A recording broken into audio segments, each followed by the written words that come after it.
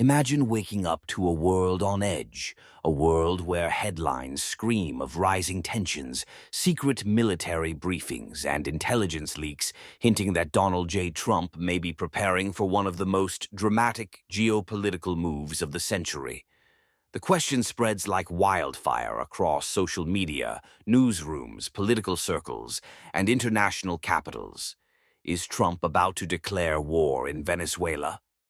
In this fictional scenario, the world is thrown into a storm of uncertainty, speculation, and fear as the United States and Venezuela move dangerously close to the brink.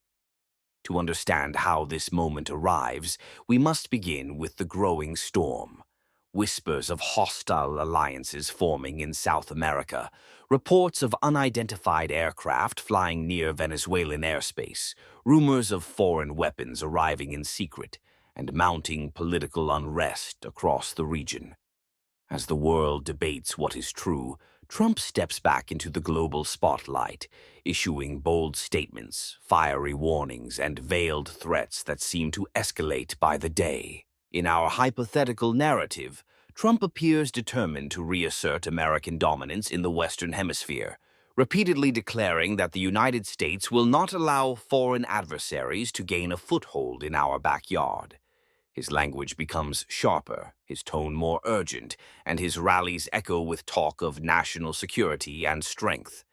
Analysts begin to wonder whether these are simply political tactics or signals of a major military decision in the making. Meanwhile, in Venezuela, the government responds with fierce rhetoric of its own, accusing the United States of imperial aggression and plotting to seize control of their natural resources. National television broadcasts patriotic music and images of soldiers preparing for defense. Crowds pour into the streets, not just in anger, but in anxiety, as the fear of an American strike grows. Families gather around radios, social media explodes with theories, and the population braces for a future no one can predict. Oil markets tremble. Latin American leaders call emergency meetings, and intelligence agencies around the world scramble to understand what is really happening behind closed doors. At the core of this fictional crisis is Venezuela's massive oil wealth, a treasure that has attracted global powers for decades. In our story, foreign nations see Venezuela as a strategic opportunity, a place to project influence, secure resources, and challenge U.S. authority. These alliances deepen Washington's suspicions and fuel the urgency driving Trump's escalating rhetoric. When a fictional intelligence report leaks, describing possible missile systems arriving in Venezuela with foreign assistance, global panic surges. News networks plaster dramatic graphics across their screens, experts debate worst-case scenarios, and governments prepare for potential fallout. Trump then delivers a nationwide address, claiming that America faces a threat greater than the public knows, promising decisive action if Venezuelan leadership continues partnering with hostile powers. Critics accuse him of inventing a crisis to gain political momentum, while supporters praise his willingness to confront what they view as dangerous developments. Every sentence he speaks becomes a headline, every gesture analyzed as potential evidence of imminent war. In this fictional world, the Pentagon becomes the nerve center of speculation. Satellite images circulate online showing U.S. ships repositioning in the Caribbean. Unmarked aircraft appear at regional airbases. Intelligence insiders talk, off the record, about contingency plans for targeted strikes. Military analysts debate whether the United States would pursue a quick operation focused on disabling key facilities or a broader campaign aimed at reshaping the Venezuelan political landscape. But war, even hypothetical, is never clean or simple. Venezuela's geography is dense, its civilian population large, and its political alliances complicated. A conflict would cause mass displacement across borders, a surge in inflation worldwide, and a humanitarian crisis that could overwhelm the region. Human rights groups warn of catastrophic consequences. Economists warn of global price shocks. Diplomats warn of regional destabilization. And yet, in this hypothetical chain of events, Washington continues intensifying pressure, while Caracas responds with defiance. Propaganda, misinformation, and fear mix together until no one fully knows what is real. Ordinary citizens are trapped in the middle, navigating rumors of evacuations, possible shortages, and government directives. Social media becomes a battlefield as millions argue about Trump's intentions, international law, national sovereignty, and the future of democracy in the Americas. Meanwhile, behind the scenes, foreign nations with vested interests in Venezuela begin quietly preparing for the possibility of conflict. Some reposition naval assets, others increase surveillance flights. Still others send advisors into the region under the guise of economic missions. The Western Hemisphere becomes a maze of espionage, negotiation, and tension. In Washington, secret meetings intensify. Trump gathers with top advisors fictionally, debating the risks and rewards of military intervention. Some argue that a strong move would reestablish American dominance and deter future challenges. Others warn that a conflict would drain resources, divide the world, and lead to years of instability. Yet, Trump's public statements grow more forceful. We will not stand down. America's security is at stake. If they continue on this path, the consequences will be severe. These lines echo across the globe, sparking fear, confusion, and speculation. Then the crisis reaches a critical turning point when news breaks of a tense encounter near Venezuelan territorial waters.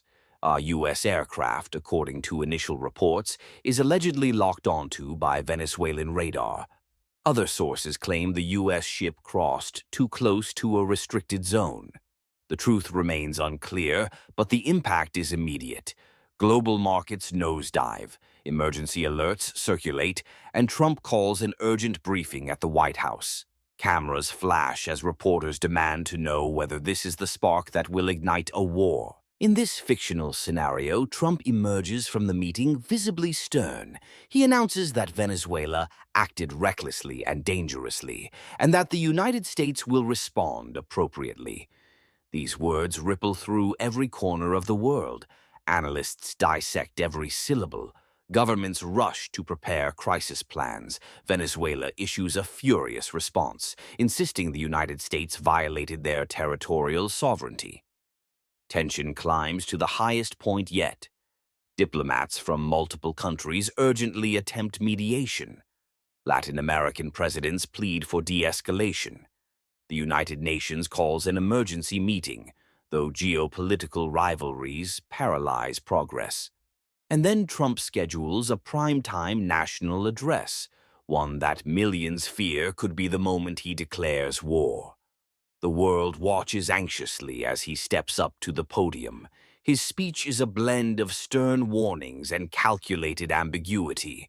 He condemns Venezuela's alliances, accuses them of undermining regional stability, warns them that America will not hesitate to defend its interests, and promises that action will be swift and decisive if they continue down this reckless path. But he never says the word war. The speech ends, but the world is left suspended in uncertainty. Did he make a final ultimatum? Is an attack imminent? Or is he applying maximum pressure without crossing the line into open conflict? Military forces remain on alert. Venezuela mobilizes. The world holds its breath. Commentators argue that Trump may be using brinkmanship to force concessions, attempting to reshape hemispheric politics without firing a shot. Others believe he is preparing for a dramatic move to secure his legacy. In Venezuela, fear spreads through every neighborhood. People wait for the sound of jets or explosions. Schools send messages to parents. Hospitals prepare for emergencies. But nothing happens. Yet. Instead, the crisis settles into a dangerous quiet, a silence so heavy that any miscalculation, any misunderstanding, any sudden movement could trigger disaster. And that is where this fictional documentary leaves the world, suspended between peace and war, wrapped in uncertainty, held hostage by geopolitical rivalry, national pride, political ambition, and the volatile power of perception. The question remains unresolved, hanging over the global stage like a storm cloud. Is Trump truly preparing to declare war on Venezuela, or is the threat itself the weapon? In this fictional scenario, the world may never know, because sometimes the most dangerous moment is not the outbreak of war, but the tense, fragile space where war feels close enough to touch. Please subscribe to this channel for more documentary content. If you did, you are probably going to see me again, but if you didn't, you are not going to see me again. Be blessed.